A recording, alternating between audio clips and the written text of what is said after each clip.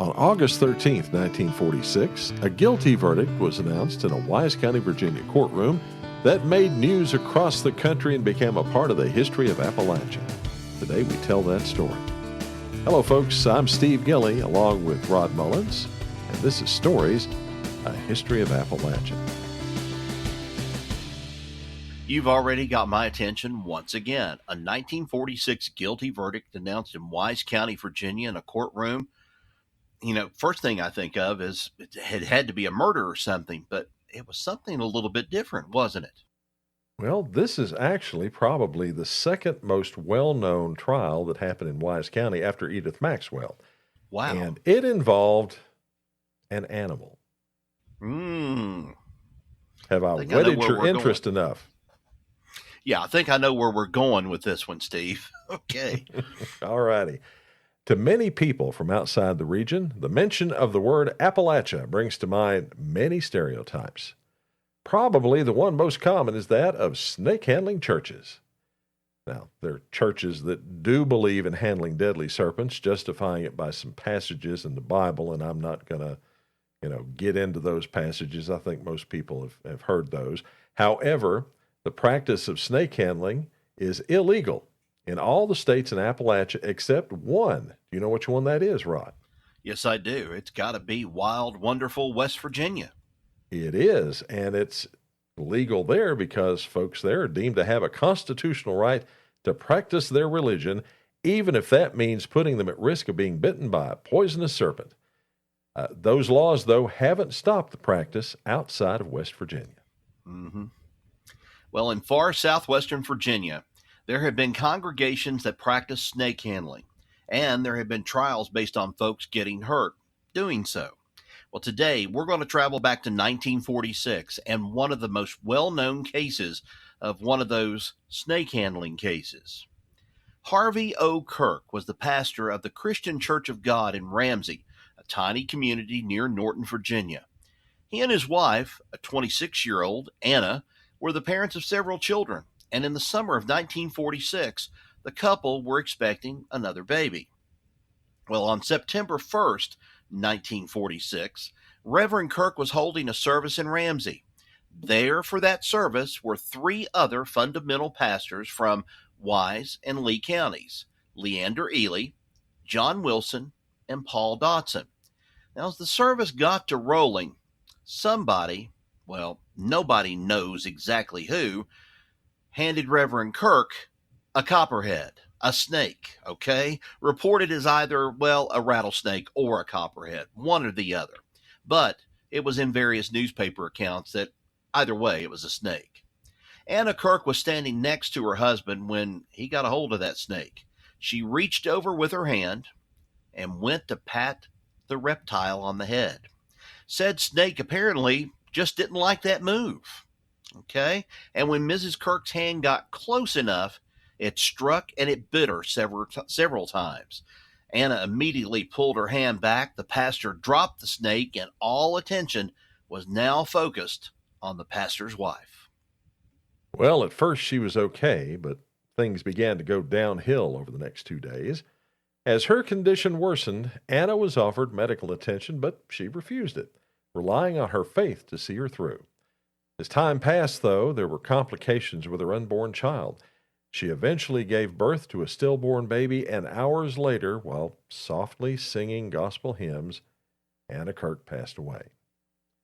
Reverend Kirk was arrested and charged in the death of his wife. Also arrested were Mr. Ely, Mr. Wilson, and Mr. Dotson, charged with giving that snake to Reverend Kirk.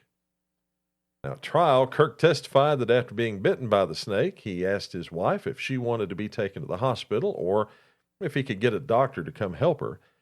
According to Harvey Kirk, his wife refused, saying that she had promised the Lord that if she were ever bitten, she'd trust in him. Now, the next day, though, he said he did walk to Dr. G.T. Faust's office to get him to come help his wife and unborn child, which he did, helping in the delivery. According to Kirk, Dr. Faust couldn't say whether the snake bite had anything to do with the miscarriage, although the doctor himself testified that the bite was the cause of Anna's death. Reverend Kirk maintained that he didn't know he was being handed a poisonous snake until it was in his hands, and only became aware of it when he felt his wife reach over to touch it. Well, the jury in Wise County found Harvey Kirk guilty of involuntary manslaughter of his wife and recommended that his punishment be 2 years in the Virginia State Penitentiary. At that, Kirk's attorney, Vernoy B. Tate, made a motion that the verdict be set aside. Judge George Morton ordered Tate to make his motion in writing and set the hearing on it for August 19th. Attorney Tate's motion was denied, and he filed an appeal before the Virginia Supreme Court of Appeals. His appeal rested on several grounds, including the fact that several jurors were seated on the trial even though they had expressed sentiments against Kirk before the trial even began. Key, though, was that his argument was that Kirk had nothing to do with bringing the poisonous snakes to the service that day. It was the last argument that apparently swayed the Virginia Supreme Court, for they then set aside the trial court's verdict and sent the case back down to be tried again. Well, this time around, Reverend Harvey O. Kirk decided that it would be better to work out a plea agreement with the Commonwealth's attorney. And this he did. And on August 28, 1948, he pleaded guilty to a charge of manslaughter in return for a 3-month jail sentence. One other condition, Mr. Kirk wanted some time to get his affairs in order, including finding someone to take care of his children before he reported to the Wise County Jail to begin serving that 3-month sentence. Judge Morton allowed him to do so, resetting the case for sentencing 4 days later on September 1st, which ironically would have been the 2nd anniversary of that fatal snake bite. Now, Rod, those 4 days were all the good Reverend needed to make his getaway. You're kidding, Steve. A getaway by the good Reverend? Well, on September 1st, 1948, Harvey O. Kirk failed to show for his sentencing hearing, and a 3-month manhunt began. No trace of Kirk was found in the mountains of southwest Virginia, so the search widened. By November, he was located in a tourist camp near Winter Haven, Florida. While this might seem an odd place for him to go, it actually wasn't. You see, this part of Florida had also had a place where snake handling, as well as fundamentalist churches, are located, and authorities figured, well, that was just as good a place as any to start to look for the wanted pastor.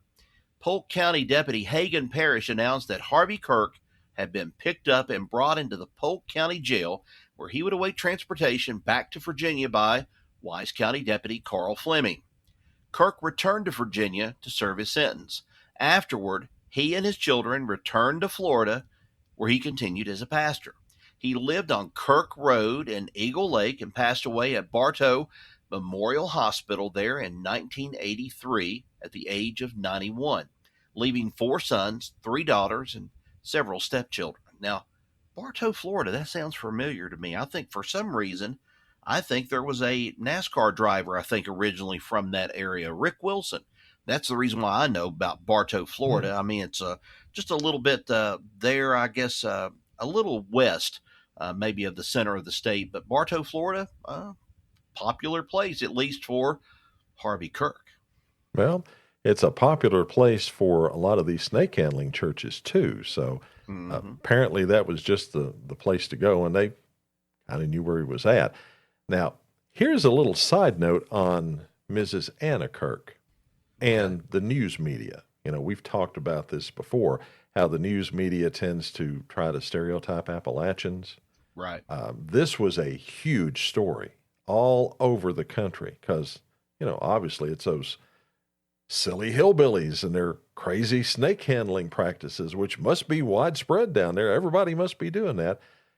In the papers, every time they talked about Anna Kirk, the poor woman getting bit by the snake, they just happened to mention a little fact about her medical history.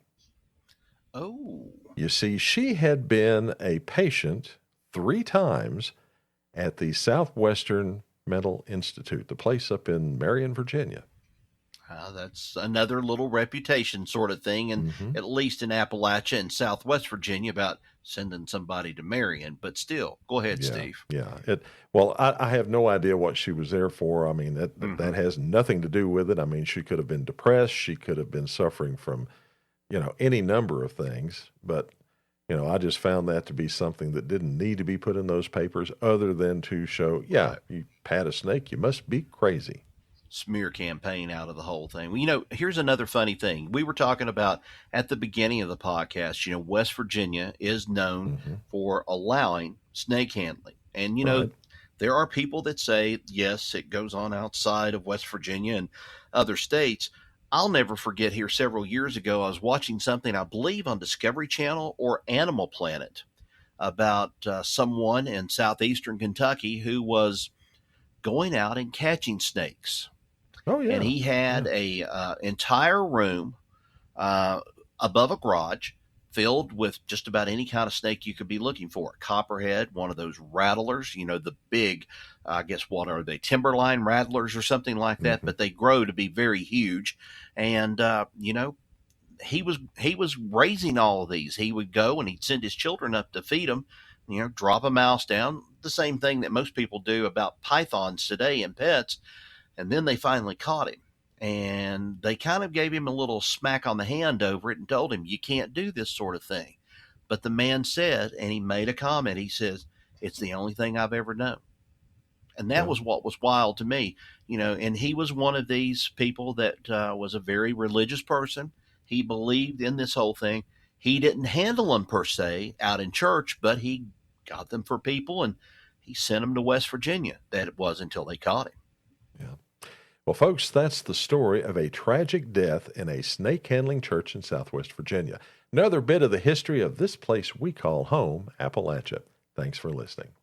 Now, if you'd like to subscribe to the audio version of the Stories podcast, lots of places to go do that, including Apple Podcasts, Stitcher, Spotify, Google Podcasts, Audible, iHeartRadio, Amazon Music, or wherever you find podcasts. Till next we meet. So long, everybody. So long.